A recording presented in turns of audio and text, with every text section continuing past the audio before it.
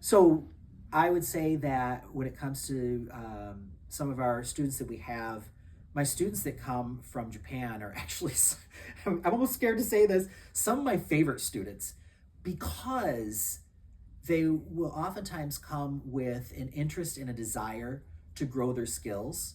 And in some instances, I've had to say, give some feedback, like, maybe mark a grade down a little bit of like, this wasn't quite right. This, you need to do this. You gotta present this a different way. You need to make this more graduate level. And while some students become very defensive when you have to give them some critical feedback, what I generally find is that the students from Japan are the most enthusiastic, engaged, and they are responsive and they want to know what they need to improve upon. And so, from a professor's perspective, it almost makes them like the perfect student because they're so receptive to growth. They're so receptive to improving. And that's ultimately what we want. And so, real quick recent example, I had a student where I think they got maybe a little bit lower grade than they were hoping for. It was still pretty good. They got a B.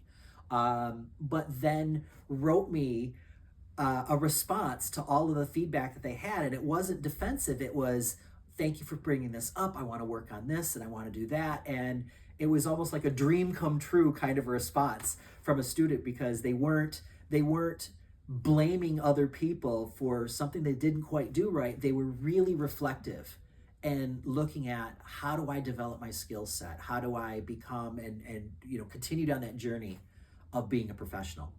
I love my students from Japan.